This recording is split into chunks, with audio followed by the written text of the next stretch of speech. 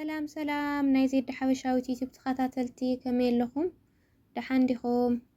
كم تأنا دحان زلخو دحان كتكون اللي نداتو منخو لما عنتي حاس أرقت محيزلكم قريبا لخو እንሰማለን ግን አፍርድ ምን አስቸኮለ ጊዜ ራሱ ትክክለኛ ወዳጅ ማን እንደሆነ ይነግራል ራስን ጠብቀ ጠብቀ እንድሕር ፎቶኹምዋ ላይክ ኮሜንት ሼር ሰብስክራይብ ናገርኩም ያው አበራታቱኒ አርእስታ አነ ንስኽን ከመይ ንኹን እያ ትብል አነ ንስኽን ከመይ ንኹን ብምሒር ፍቅርኺ ልበይ እንዳነደደ ኣብ ድቃሰይ ኣድሂቡለይ ስምባደ ከምቲ ናይ ወለድና ከምቲ ተለምደ ስድራዶ ክሓትት ሽማግለ ሰዲደ ስድራዶ ክሓትት ሽማግለ ሰዲደ ባህደይ ብለኪ ኸውን ፍቃድኪ ስድራኺ ዝሓቱ ዓበይቲ ክሰደልኪ ኣብ በይንና ኣይደለኹን ብደጌና ፍቅሪ ስድራና ዘይሓወሰ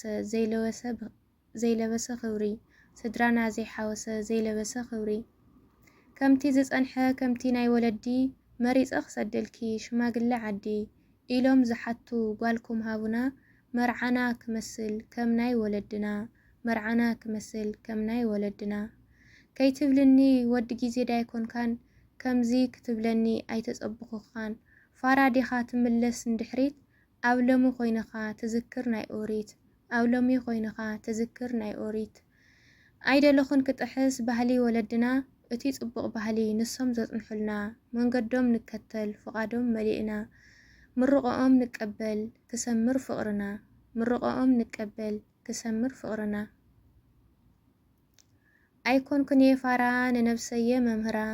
ኣይደልን የኣነ ንባህለይ ከድሕራ ባህለይ ኣኽቢረየ ዛምንባር ዝነብራ ባህሉ ዝረስዐ እዩ ንዓይ ፋራ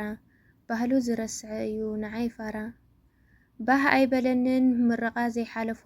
ፍቅሪ ጥዑም እንዳበልና ብደጌና ክንሕልፎ ሽማግለ ስደድ ትብልኒ ትኾኒ ተስፋ ረኺበ ቀሲነ ክቕኒ ተስፋ ረኺበ ቀሲነ ክቕኒ ገዛኹም ክመፁ ዝሓቱ ብኽብሪ ነዊሕ ተጓዒዞም ብፀሓይ ብቐትሪ ሽንጥሮ ምስ ገቦ ሰጊሮም ብእግሪ መንገዱ ከትሕዙ ናተይን ናትክን ፍቕሪ መንገዱ ከትሕዙ ናተይን ናትክን ፍቕሪ ስደድ በልኒ ክውራት ስድራኻ ተቐቢለዮም እየ ቁንዕዩ ሕቶኻ ካብ ተበገስካ መውስወና ደሊኻ ሰሚዐዮ በልኒ ትርግታ ልብኻ ሰሚዐዮ በልኒ ትርግታ ልብኻ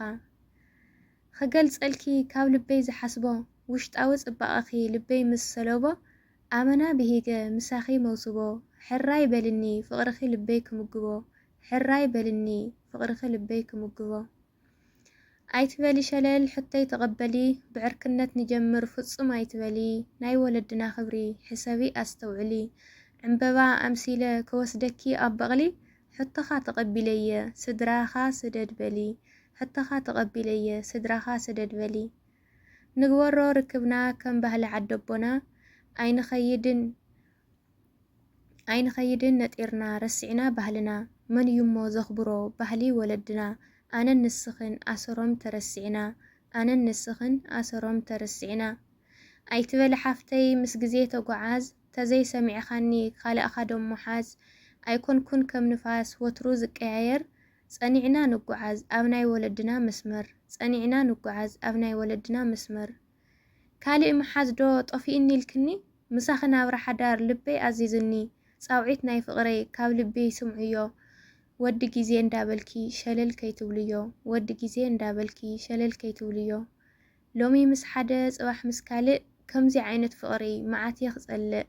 ከምቶም ወለድና ኣብ ፍቕሪ ጽኑዓት ኣይንኹን ዝሓፍተይ ኣብ ጊዜያዊ ፍቕሪ ትጉሃት ኣይንኹን ዝሓፍተይ ኣብ ጊዜያዊ ፍቕሪ ትጉሃት ዋው የለ በእውነት ብጣዕሚ ጥዕምትን መሳጢትን